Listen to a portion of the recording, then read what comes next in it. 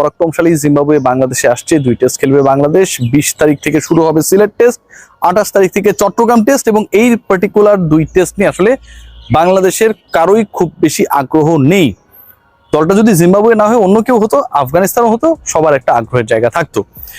আলোচনা যে জায়গা নেই, যেই বিষয় নিয়ে আগ্রহ নেই সেই বিষয় নিয়ে আলোচনা করার প্রয়োজন নেই। আলোচনার জায়গা হচ্ছে খুব স্পেসিফিক। তাসকিন আহমেদ তিনি missed out from the first test squad.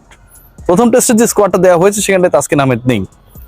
প্রথম টেস্টের স্কোয়াডে আরো একজন রয়েছেন যিনি থাকাটা খুব গুরুত্বপূর্ণ মনে করেছেন বাংলাদেশ ক্রিকেট বোর্ড। এটা হচ্ছে 2 নাম্বার পার্ট যেটা নিয়ে আমি আলোচনা করতে পারি, সেটা হচ্ছে নাহিদ রানা। আমি তাসকিনের এক্সপ্লেনেশন দেওয়ার আগে কি কারণে তাসকিনকে রাখা হলো না, কেন তাসকিন নেই, তাসকিন থাকা প্রয়োজন ছিল কিনা, এবং একই সাথে ইবাদত হোসেনের ব্যাপারে বাংলাদেশ ক্রিকেট বোর্ড, বাংলাদেশের সিলেকশন প্যানেলের চিন্তা ভাবনাটা কি সেটা নিয়েও ডিসকাশন করতে চাই। খেয়াল করে দেখবেন যে বাংলাদেশ দল যে ঘোষিত হয়েছে, যেখানটায় 16 জন মেম্বার রয়েছে, সেখানে নাহিদ রানাকে রাখা হয়েছে এবং এই টেস্ট খেলে তিনি পিএসএল খেলতে যাবেন। একদিন আগে আমরা সবাই জানি যে বাংলাদেশের 2 জন ক্রিকেটার পিএসএল খেলার জন্য ঢাকা ছেড়েছেন, পাকিস্তানে গেছেন। 11 তারিখ থেকে পিএসএল শুরু হবে, সেখানে তারা অংশগ্রহণ করবেন। অফারটা ছিল 3 জনের জন্য এবং সেই তৃতীয় ক্রিকেটার হচ্ছে নাহিদ রানা। প্রশ্ন কয়েকটা করবো এবং তারপর ভেতরে ঢুকবো। প্রথম প্রশ্ন যেটা, সেটা হচ্ছে বাংলাদেশ দল এবছরে এবং আগামী বছরে সবচেয়ে সিগনিফিক্যান্ট গুরুত্বপূর্ণ সিরিজ খেলবে বা টুর্নামেন্ট খেলবে কোন ফরম্যাটে? উত্তরটা হচ্ছে টি-20। বাংলাদেশের দ্বিপাক্ষিক সিরিজে টি-20 রয়েছে। বাংলাদেশের এশিয়া কাপ টি-20 ফরম্যাটে হবে, এবছরই হবে। আগামী বছরের শুরুতেই বাংলাদেশ টি-20তে ওয়ার্ল্ড কাপ খেলবে। এখন যেই ফরম্যাটে বাংলাদেশ দল বিশ্বকাপ খেলবে, এশিয়া কাপ খেলবে, দ্বিপাক্ষিক সিরিজ খেলবে, অনেক ম্যাচেস রয়েছে, ভালো পারফর্ম করার সুযোগ রয়েছে, কারণ সবই হবে আমার আবহাওয়ায়, আমার জলবায়ুতে, আমি যে পরিবেশে, আমাদের যে ক্রিকেটাররা যেই পরিবেশে আসলে গড়ে ওঠে পারফর্ম করে সেখানটায়। সেই জায়গায় টি-20 ফরম্যাটের যদি কোনো গুরুত্বপূর্ণ ফ্র্যাঞ্চাইজি টুর্নামেন্ট থাকে, সেই টুর্নামেন্টে ওই বিশ্বকাপে বা এশিয়া কাপে যেই ছেলেটা আমার অবভিয়াস চয়েস, ইনজুরিতে না পড়লে তাকে আমি খেলতে দিব কি দিব না? নিঃসন্দেহে দিব। নাকি আমি তাকে জিম্বাবুয়ের বিপক্ষে খেলাবো? ট্যাগলাইন যেটা দেখছেন, যাহাই লিপু তাহাই নান্নু, যাহাই পাপন তাহাই ফারুক। কোনো পরিবর্তন নেই।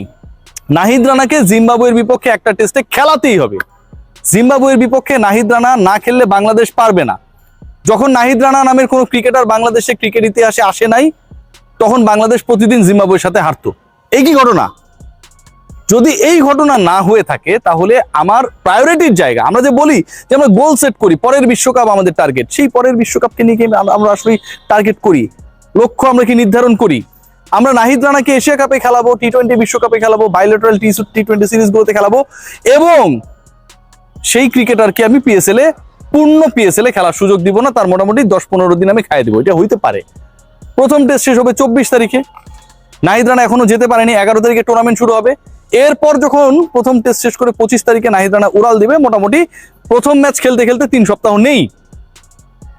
এখন আপনারা বলতে পারেন যে নাহিদ রানার বিকল্পটা কি? এখন দেখুন, জিম্বাবুয়ের এগেনস্টে আমরা তো অন্তত সেই ধরনের বিলাসিতা দেখাতে পারি যে আমরা একজনকে বাজিয়ে দেখবো যেই ক্রিকেটার পারফর্মার কিন্তু অনেকদিন ধরে ক্রিকেটের মধ্যে নেই। ইবাদত হোসেনকে আমরা খেলাতে পারি না?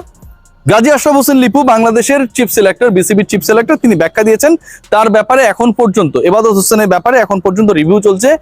যিনি বাংলাদেশ দলের হচ্ছে বায়েজিদ ভাই, এবং একই সাথে হচ্ছে ফিজিও হিসেবে যিনি এবং ট্রেনার হিসেবে যারা কাজ করে, তাদের সাথে মতামত নিয়ে ফাইনালি ইবাদত হোসেন কোন অবস্থায় আছে সেটা তারা জানবে। এটা কেন এখনো জানা হইল না? এটা তো খুবই আনপ্রফেশনাল সিচুয়েশন। আপনি একটা ব্যাপার নিয়ে এখন পর্যন্ত জানেন না বা আপনাকে জানানো হয় নাই, দল দেওয়ার আগ পর্যন্ত কোন একটা পার্টিকুলার ইস্যুতে লিপু ভাইরা এখন পর্যন্ত ক্লিয়ার না, তিনি বলেছেন সেটা। এটা কি কোনো প্রফেশনালিজমের মধ্যে পড়ে? আপনি স্পেসিফিক অ্যান্সার দিবেন যে এই কারণে ইবাদতকে আমরা বিবেচনা করতে পারছি না, স্পেসিফিক। তিনি কি অবস্থায় রয়েছেন এইরকম ভেগ কথাবার্তা তো ভাই আমিও বলতে পারবো, আমার সাথে যিনি এই মুহূর্তে ক্যামেরা রয়েছেন তিনিও বলতে পারবেন। চিফ সিলেক্টর একই কথা বলেন। বোঝেন ব্যাপারটা? ইবাদত হোসেনকে আমরা এখানটায় খেলানোর চেষ্টা করতে পারতাম, এবং তিনি কি কারণে দলে নেই, তিনি কোন অবস্থায় রয়েছেন সেটা বাংলাদেশ সিলেকশন প্যানেল জানে না।